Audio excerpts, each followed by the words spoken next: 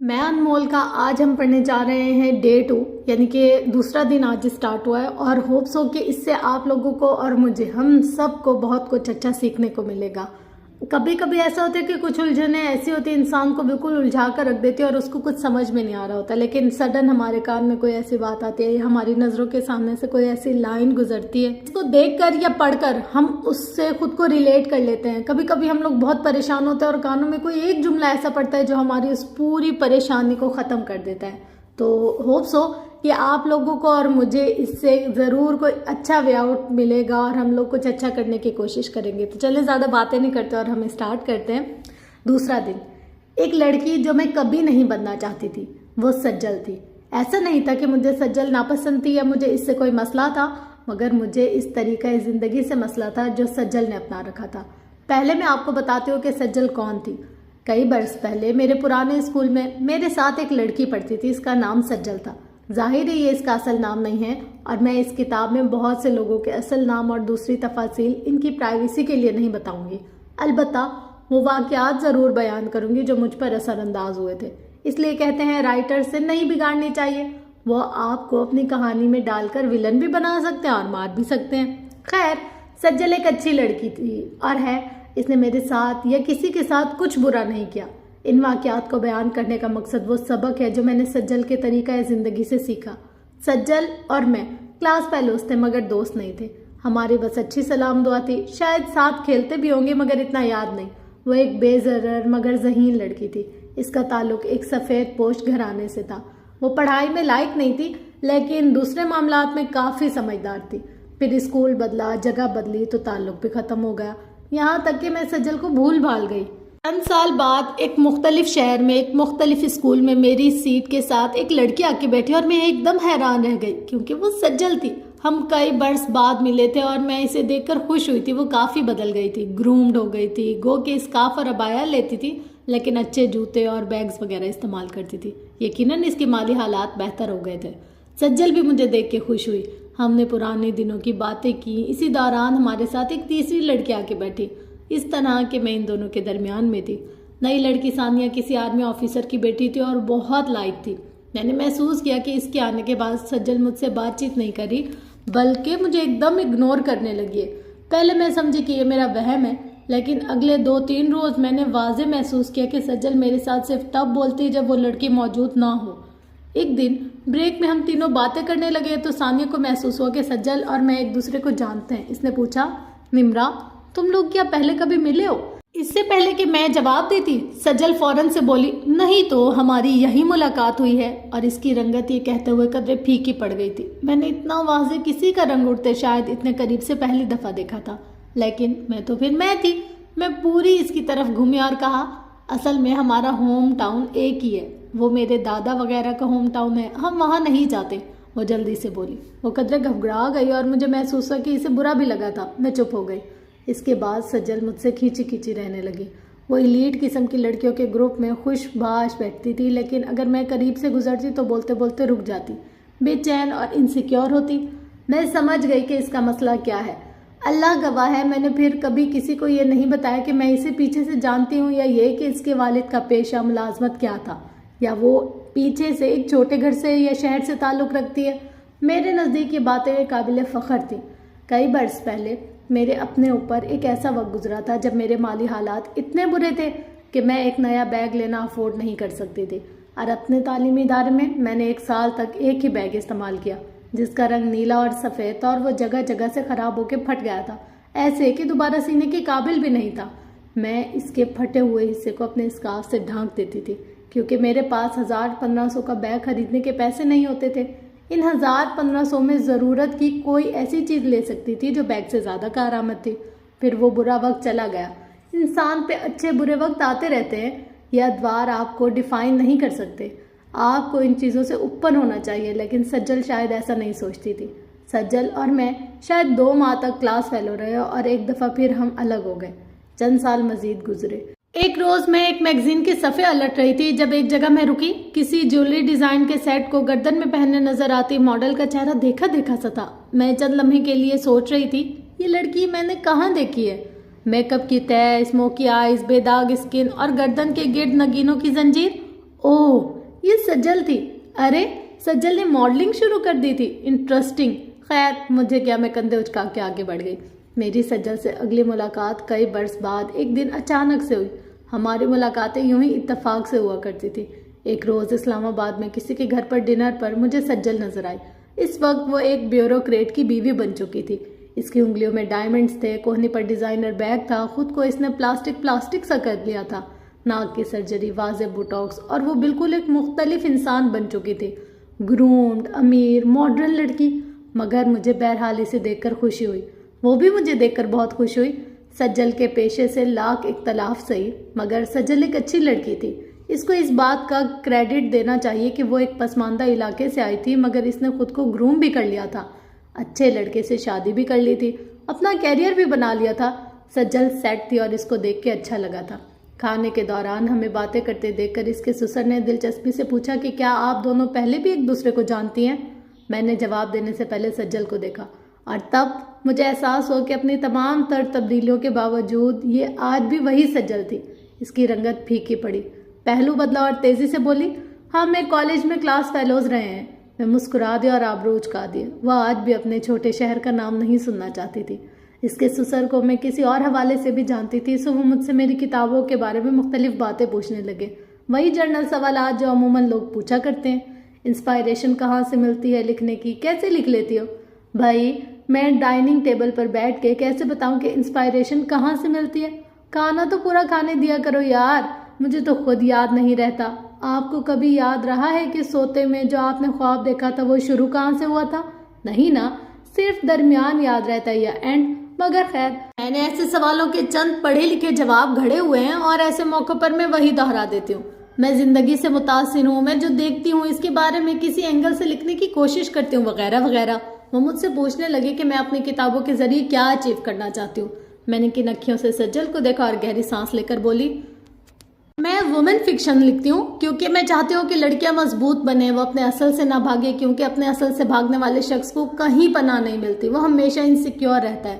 میں چاہتی ہوں کہ لڑکیاں سمجھے کہ ہمارا اصل تو ہمارے بہترین دوست ہیں, وہی ہے تو ہم ہیں.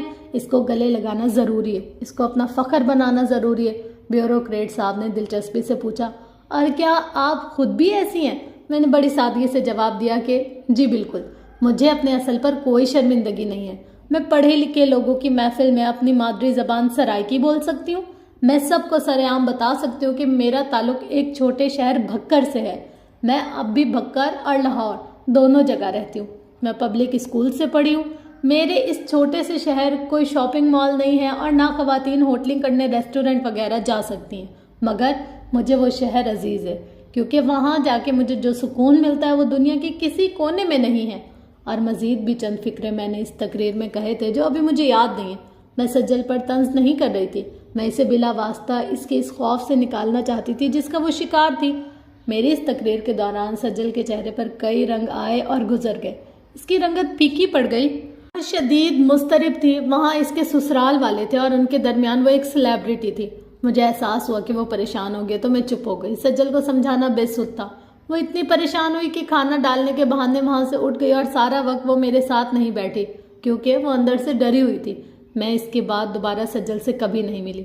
ایک شخص جو زندگی میں کبھی نہیں بننا چاہتی تھی میں, وہ سجل تھی. میں سوچتی ہوں کہ میں سجل سے بہتر ہوں کیونکہ میں اپنے اصل سے نہیں بھاگتی. میرے ساتھ کوئی ایسا احساس کمتری نہیں جڑا جو بوجھ کی طرح میرا سر کسی بھی وقت جھکا سکتا ہے. میں نے خود پر کبھی جھوٹے ممے نہیں چڑھائے, سو مجھے بھری محفل میں یہ ڈر نہیں ہوتا کہ کوئی مجھ سے میرے اصل کے بارے میں سوال نہ کرے. جو میں ہوں وہ سب کے سامنے ہوں, اچھی بری جیسی بھی ہوں سب کے سامنے ہوں. شکر ہے کہ میں سجل جیسی نہیں ہوں. لیکن بہت عرصے بعد مجھے معلوم ہوا کہ میں غلط تھی. میں سجل سے بھی بدتر مقام پر تھی. کیسے؟ میں آپ کو بتاتی ہوں ذرا تفصیل سے. لوگ سیلف ہیلپ کا سفر عموماً کمزوری کے مقام سے شروع کرتے ہیں. جیسے اگر آپ یہ کتاب پڑھ رہے ہیں تو ممکن ہے آپ زندگی میں ناکامی یا کمزوری کے مقام پر کھڑے ہوں, یعنی کہ آپ کو اچھے سے معلوم ہو کہ آپ کو مدد درکار ہے اور اسی لیے آپ اس طرح کی کتابوں سے مدد لینا شروع کر چکے ہوں. مگر میں نے جب سیلف ہیلپ کا سفر شروع کیا تو میرا حساب الٹا تھا. میں اس وقت کامیابی کے مقام پر تھی, ایک کامیاب رائٹر اور بہت مضبوط لڑکی تھی. میری مضبوطی کی خاندان بھر میں مثالیں دی جاتی تھیں. میرے لیے یہ ماننا بہت مشکل تھا کہ میرے ساتھ کوئی مسئلہ ہے.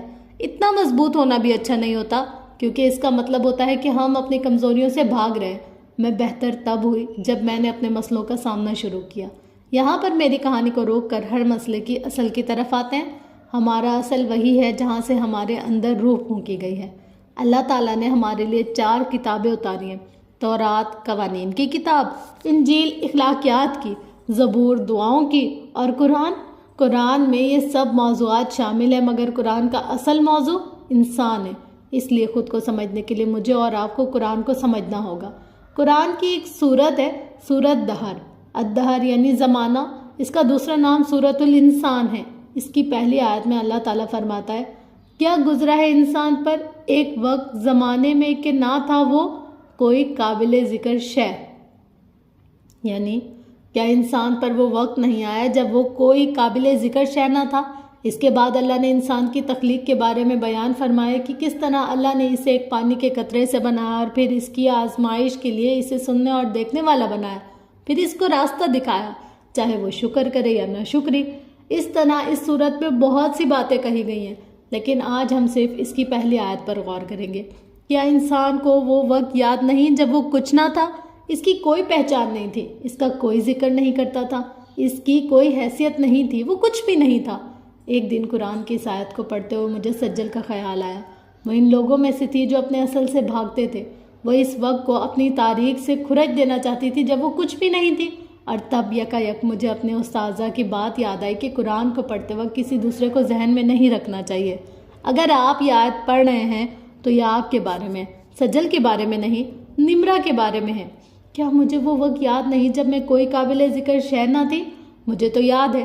میں نے سوچا، مجھے تو اپنے اصل پر کوئی شرمندگی نہیں، میں تو اپنی بنیاد سے نہیں بھاگتی، تو پھر یہ آیت مجھے اس وقت کیوں سنوائی گئی؟ کیا کچھ ایسا ہے جو میں مس کر گئی ہوں؟ کیا نہیں گزرا انسان پر وہ وقت زمانے میں جب نہ تھا وہ کوئی قابل ذکر چیز؟ میرے اوپر برے مالی حالات بھی گزرے ہیں، اور ایسا وقت بھی جب میں رائٹر بلاک کا شکار تھی۔ میں نے شہرت کے پہلے وقت بھی دیکھا تھا اور بعد کا بھی، اور مجھے کبھی میری شہرت نے غرور نہیں دیا تھا۔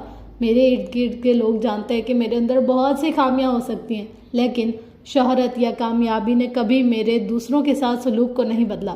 مجھے تو سب یاد ہے، پھر کیا ہے جو میں مس کر گئی ہوں؟ کیا نہیں گزرا انسان پر وہ وقت زمانے میں جب نہ تھا وہ کوئی قابل ذکر شے؟ شاید یہ آیت میرے بارے میں نہیں ہے۔ سب جانتے ہیں کہ میں اپنے اصل سے کبھی نہیں بھاگی، اور اس کا کیا جو سب نہیں جانتے؟ کسی نے میرے اندر سے سرگوشی کی۔ سب مجھے ایک مضبوط اور بہادر لڑکی کے طور پر جانتے ہیں۔ میں نے یہ لڑکی بننے کے لیے بہت محنت کی ہے، صرف اس لیے کہ کوئی اس 10-12 سال پہلے والی لڑکی کو نہ جان سکے جو کمزور تھی اور غلط فیصلے لے کر پچھتاتی رہتی تھی۔ اور وہ ایک لمحہ ایسا تھا جب مجھے احساس ہوا کہ سجل اور میرے اندر کوئی خاص فرق نہ تھا۔ اس کو پھر بھی اپنے اس اصل سے آگاہی تھی جس سے وہ بھاگتی تھی۔ میرے پاس تو آگاہی بھی نہیں تھی۔ میں اس سے بھی برے مقام پر کھڑی تھی، جہاں مجھے وہ مقام بھول گیا تھا جو زمانے میں میرے اوپر گزرا تھا۔ ضروری نہیں کہ آپ کا اصل صرف آپ کا چھوٹا شہر یا مالی حالات یا شہرت سے پہلے کا وقت ہی ہو۔ آپ کا اصل آپ کے ماضی کا وہ کمزور انسان بھی ہو سکتا ہے جس کو آپ یاد نہیں کرنا چاہتے۔ تب مجھے احساس ہوا کہ زمانے بھر کی سیلف ہیلپ لے لوں یا کلینکل ہیلپ تک چلی جاؤں، میں خود شناسی کا یہ سفر اس وقت تک شروع نہیں کر سکتی جب تک میں اس ایک شخص کا سامنا نہ کر لوں جو میرا اصل ہے۔ اس ایک شخص سے بات کیے بغیر میں روحانی اور ذہنی طور پر تندرست نہیں ہو سکتی۔ اس شخص کو بھلا دینا اور اس سے بھاگتے رہنا نہ میرے مسئلے کا حل کرے گا نہ آپ کے۔ ہمیں اس ایک شخص کا سامنا کرنا ہوگا۔ وہ ایک شخص کئی برس پہلے والی نمرہ تھی جس کو ایک دفعہ پھر اس کے سامنے لانا ضروری تھا۔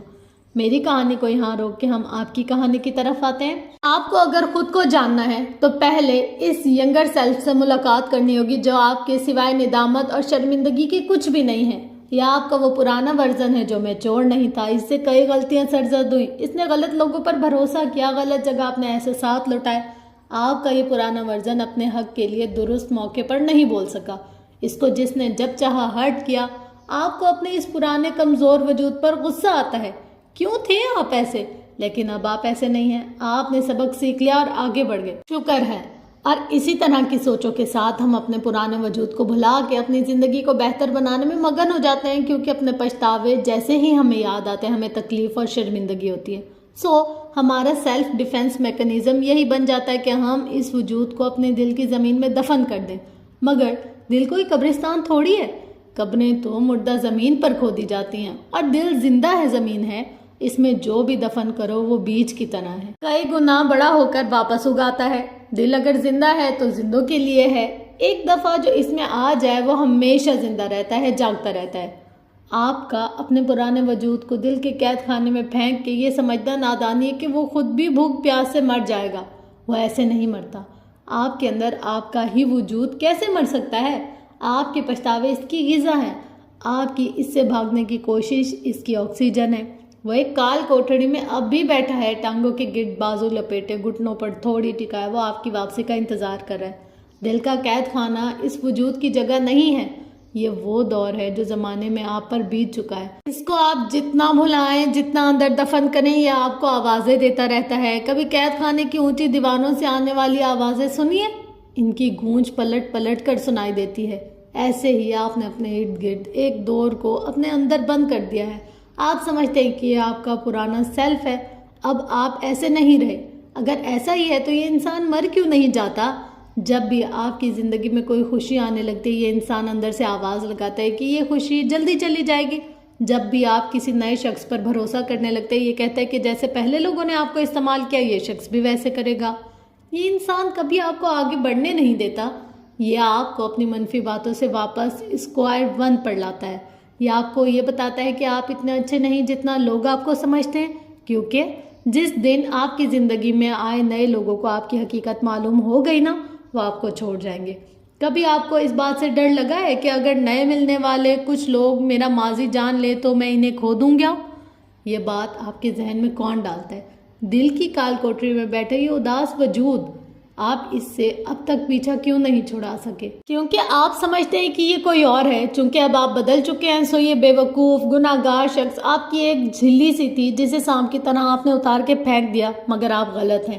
یہ آپ ہی ہیں، یہ آپ ہی تھے. وہ سارے غلط فیصلے، وہ سارے گناہ، وہ ساری نادانیاں آپ نے خود کی تھیں. آپ کو کسی نے وہ سب کرنے پر ورگلایا نہیں تھا. ان پچھتاووں میں دوسروں کا حصہ نکالنا چھوڑ دیں. وہ سب آپ نے خود کیا تھا، کیونکہ اس وقت آپ کی عقل سمجھ اتنی ہی تھی. آپ کو اپنے پچھتاووں کو اپنانا ہوگا. وہ زندگی کا سیاہ دور نہیں تھا، وہ ایک تجربہ تھا. سیلف ہیلپ کا سفر شروع کرنے سے پہلے میں نے جان لیا تھا کہ مجھے پرانی نمرہ سے بات کرنے کی ضرورت ہے. جب تک کچھ چیزیں میں اپنے آپ کے ساتھ طے نہیں کروں گی، میں زندگی میں آگے نہیں بڑھ سکتی. اگر آپ بھی اپنے ماضی کی غلطیوں پر اس حد تک شرمندہ ہے کہ اپنے پرانے وجود کو بھلا دینا چاہتے ہیں، تو آپ وہی غلطی کریں جو سجل نے کی، جو میں نے کی. یہ غلطی ہمیں ہمیشہ بے چین رکھتی ہے. ہم اپنے ماضی سے نظریں ملانے سے ڈرتے ہیں. سجل نے خود کو اتنا گروم کر لیا کہ کسی کو معلوم نہ ہو سکے وہ کبھی ایسی ماڈرن اور ویل ڈریس نہیں تھی. میں نے خود کو اتنا مضبوط بنا لیا کہ کسی کو معلوم ہی نہ ہو سکے کہ میں بھی کبھی کمزور اور بے وقوف تھی.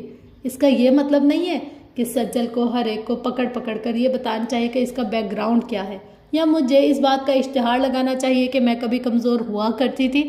ہمیں کسی دوسرے سے کچھ نہیں کہنا، صرف اپنے آپ سے بات کرنی ہے. اپنے اور اپنے پرانے وجود کے درمیان ایک گفتگو کرنی اور چند باتیں سیٹل کرنی ہے، تاکہ دوبارہ کبھی ماضی کا ذکر ہمیں اذیت نہ دے. بہت عرصے بعد میں نے دل کے قید خانے سے اس لڑکی کو نکالا اور اپنے سامنے بٹھایا. سائیکالوجی میں اس کو خالی کرسی کی تکنیک یا ایسا ہی کچھ کہتے ہیں. میں نے اپنے سامنے ایک خالی کرسی رکھی اور تصور کیا کہ اس پر میرا چند سال پرانا ورژن بیٹھا ہے. وہ کمزور اور منفی لڑکی جس نے بہت سی غلطیاں کی اور جس کی اچھائیوں کی کسی نے قدر نہیں کی، اور اس نے چپ چاپ سب کچھ برداشت کرتے رہنا سیکھ لیا. تمام عمر میرا سب سے بڑا مسئلہ یہی رہا ہے کہ میں اپنے حق کے لیے آواز نہیں اٹھاتی تھی. میں لوگوں کو معاف کرتی رہتی تھی. میں ان کو نہیں بتاتی تھی کہ مجھے ان کی باتیں اور ان کا رویہ تکلیف دے رہا ہے. اور اب میں ایسی نہیں ہوں. اس لیے مجھے اپنے پرانے وجود پر غصہ آتا ہے اور شرمندگی ہوتی ہے. میں آپ کو اپنی کہانی کیوں سنا رہی ہوں؟ کیونکہ اس لڑکی کو اپنے سامنے بٹھا کے میں نے جانا کہ ہم انسانوں کے لیے ایک دوسرے سے کمیونیکیٹ کرنا، یعنی کہ گفتگو کرنا کتنا ضروری ہے. پہلا کمیونیکیشن آپ کا اپنے ساتھ ہونا چاہیے. آپ نے بھی اس لڑکی یا اس لڑکے کو اپنے سامنے بٹھانا ہے جو آپ کے اندر کسی پیراسائٹ کی طرح بیٹھا آپ کی توانائی چوس رہا ہے. آپ نے اس سے نفرت نہیں کرنی، اپنے ماضی سے آپ نے نہ نفرت کرنی ہے نہ بھاگنا ہے، اس کو سامنے بٹھانا ہے۔ سامنے بٹھانے کا مطلب یہ ہے کہ اس کو یاد کریں، ان تمام کاموں کو بھی یاد کریں جنہیں کرنے سے آپ کو بہت نقصان ہوا تھا، اس عمل سے تکلیف ہوگی۔ کوئی سرجری تکلیف کے بغیر نہیں ہوتی، آپ کو آج یہ تکلیف اٹھانی چاہیے۔ یہاں میں آپ سے ایک بات پوچھنا چاہتی ہوں، کیا آپ اپنے اعمال کی ذمہ داری قبول کرتے ہیں؟ ہمارے ہاں اکثر لوگوں کا مسئلہ یہ ہے کہ وہ اپنے اعمال کی ذمہ داری نہیں لیتے۔ ذمہ داری لینے کا مطلب یہ ہے کہ اس بات کو تسلیم کرنا کہ ہاں یہ میں نے خود کیا ہے، مجھے یہ درست لگا، میرے پاس جو آپشن تھے ان میں یہی بہتر حل تھا، مجھے یہ نہیں کرنا چاہیے تھا، اس کام کے نتائج غلط نکلے، میں اس پہ شرمندہ ہوں، مگر میں اس تجربے سے سیکھی جانے والی غلطیوں کو نہیں دہراؤں گی۔ ذمہ داری نہ لینا کیا ہے؟ فلاں نے میرے ساتھ ظلم کیا، فلاں نے مجھے ورگلایا، فلاں نے فلاں کو میرے خلاف بہکایا، فلاں نے مجھے اتنا ڈپریس کر دیا کہ مجھ سے وہ غلط فیصلہ ہو گیا، میرے ماں باپ نے یہ کر دیا، قسمت تھی جو میری آنکھوں پر اس وقت پٹی بندھی تھی ورنہ میں ایسا نہ کرتی، یا میرے اوپر کسی نے جادو کر کے میرا دماغ اپنے قبضے میں کر لیا ورنہ میں ایسا کیسے کر سکتی تھی۔ ذمہ داری لینے کا مطلب ہے کہ نہیں بھائی، کسی دوسرے نے کچھ نہیں کیا، یہ میرا فیصلہ تھا، یہ میری اپنی چوائس تھی، غلطی یا صحیح یہ میں نے خود کیا۔ توبہ یہ نہیں کہ اپنے گناہوں پر اتنی شرمندگی ہو کہ اس سے منہ چھپا کے بھاگ جائے۔ توبہ اس گناہ کی معافی مانگنے اور دوبارہ نہ کرنے کا عہد کرنے کا نام ہے۔ انسان دوبارہ وہی کام کرنے سے خود کو بچاتا ہے جس کو پہلی دفعہ کرنے پر نقصان اٹھانے کی وجہ اس کو یاد ہو۔ اگر آپ اپنے ماضی کو بھلانے کی کوشش کریں گے تو آپ کو کیسے یاد رہیں گی وہ غلطیاں جو آپ نے کی تھی؟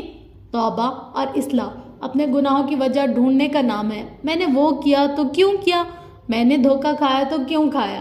میں غلط شخص کی محبت میں پڑا تو ان کی کون سی ایسی بات تھی جو مجھے اس کے پھندے میں پھانستی گئی؟ یہ باتیں بھلا دینے کی نہیں، یاد رکھنے کی ہوتی ہے۔ کیوں؟ کیونکہ تاریخ خود کو دہراتی ہے۔ جو غلط کام آپ سے پہلے ہوئے ان کے مواقع دوبارہ آئیں گے۔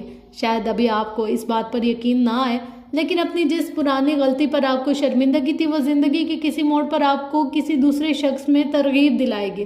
جس شخص نے آپ کو دھوکہ دیا تھا ویسا ہی ایک شخص بعد میں بھی آپ کو ملے گا، کئی ماہ، کئی سال، کئی دہائیوں بعد صحیح لیکن ملے گا۔ اگر یہ یاد نہ رہا ہے کہ اس کی کیا بات آپ کو اس کے جال میں پھنسا دیتی تھی تو اس نئے وار سے کیسے بچ پائیں گے؟ ماضی کو بھلا دینا غلط ہے، ماضی سے سیکھنا اصل آرٹ ہے، اور ماضی کی غلطیوں سے سیکھنے کے لیے پہلے ان غلطیوں کی ذمہ داری قبول کرنی پڑتی ہے۔ کیا نہیں گزرا آپ پر ایسا وقت زمانے میں جب آپ ایک بے قدر و قیمت انسان تھے؟ اور اگر ایسے تھے تو کیوں تھے؟ بٹھائیں اس انسان کو اپنے سامنے اور اس کو بتائیں وہ سب جو میں نے اپنے پرانے وجود کو بتایا تھا۔ میں نے اس سے پہلی بات یہ کہی تھی کہ آئی ایم سوری، میں تم سے شرمندہ ہوں، لیکن میں تم پہ شرمندہ نہیں ہوں، کیونکہ میں تمہارا خیال نہیں رکھ سکی، میں تمہیں لوگوں کے شر سے نہیں بچا سکی، میں اتنی عقل مند اور محتاط نہیں تھی، کاش ہوتی، مجھے تمہارے لیے آواز اٹھانی چاہیے تھی، میں نہیں اٹھا سکی، میرے نظریات غلط تھے، مجھے تمہاری خوشی کو سب سے مقدم رکھنا چاہیے تھا مگر میں نہیں رکھ سکی، میں دوسروں کے لیے تمہیں تھکاتی رہی۔ آپ نے بھی خود سے اعتراف کرنا ہے کہ یہ آپ تھے جو خود کو تھکاتے رہے تھے، اور اس کے بعد آپ نے اپنے پرانے وجود کو معاف کر دینا ہے۔ میں نے اپنے آپ کو معاف کرتے ہوئے خود سے کہا تھا کہ سنو لڑکی، آج میں نے تمہیں معاف کیا، ہر اس غلط فیصلے کے لیے جو تم نے لیا، ہر اس موقع کے لیے جب تم نے خود کو بے مول کروا دیا۔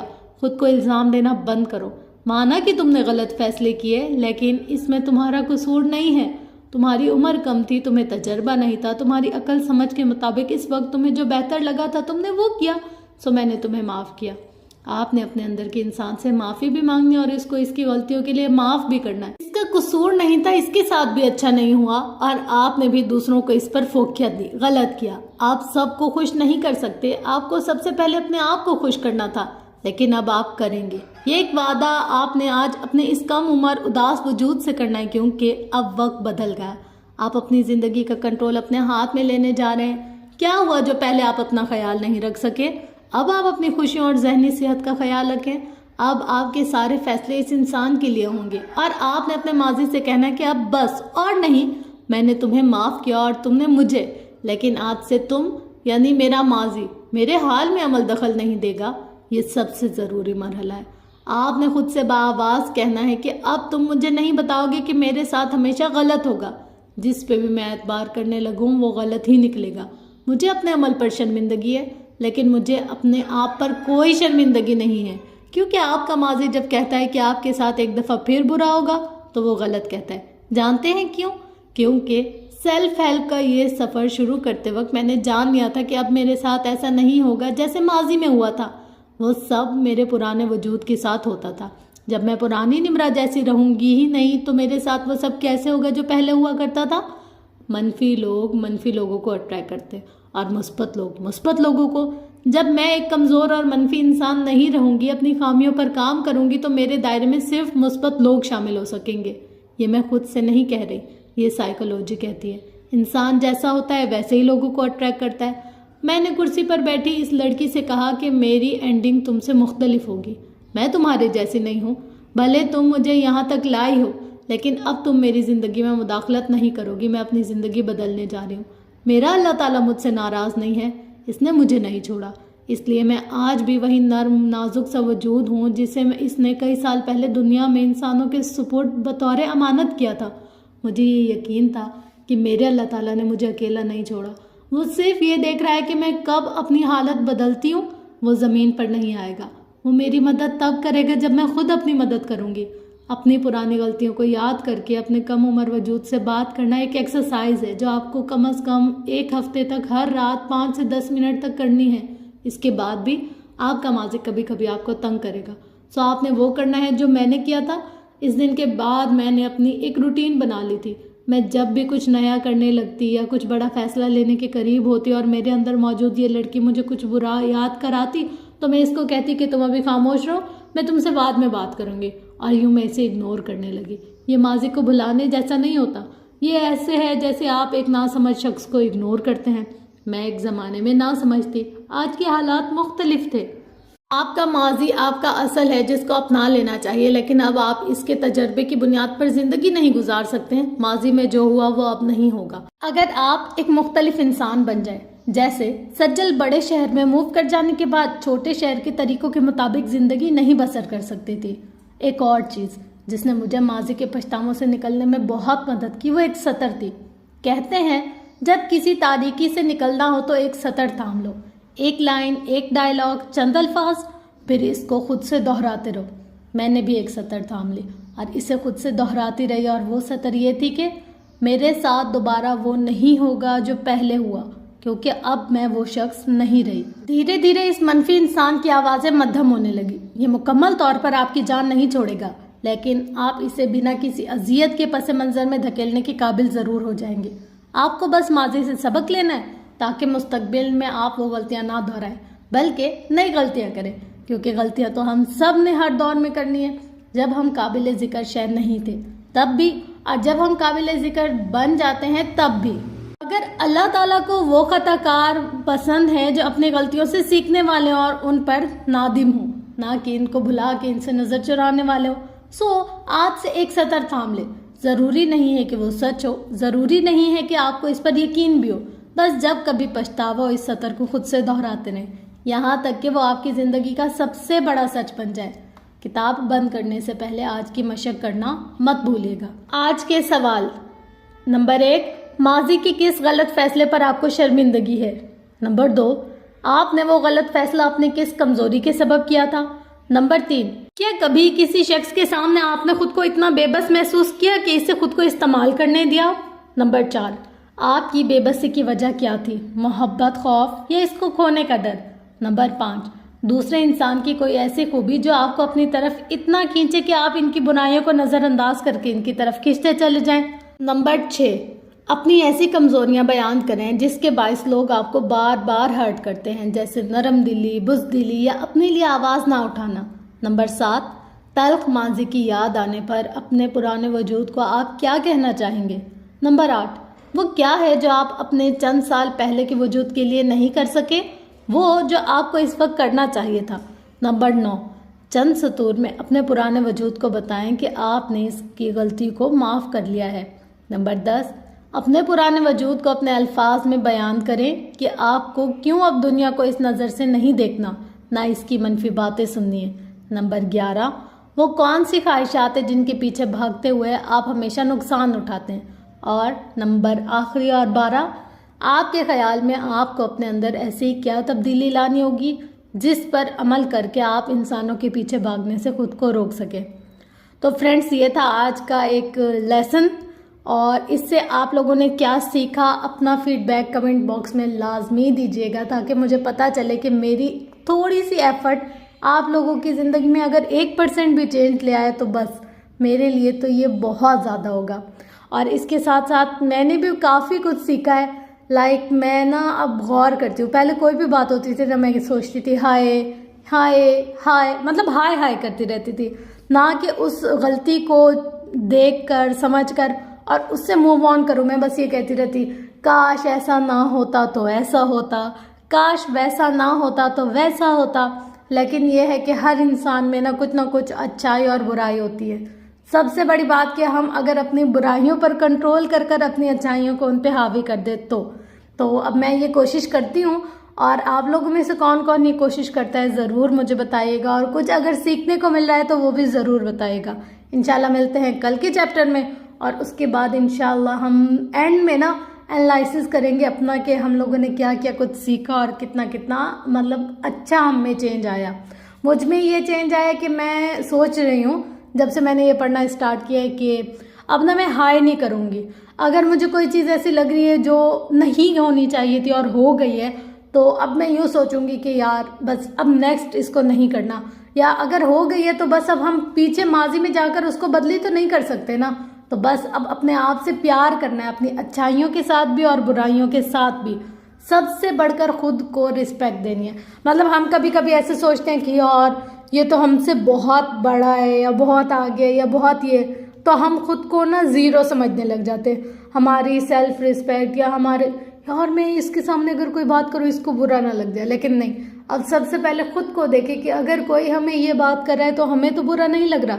इसके साथ साथ फ्रेंड्स, अच्छा इंशाल्लाह मिलते हैं कल, और तब तक मुझे अपनी दुआओं में बहुत ज़्यादा याद रखिएगा, और चैनल को सब्सक्राइब और शेयर करना मत भूलिएगा। अल्लाह हाफिज़।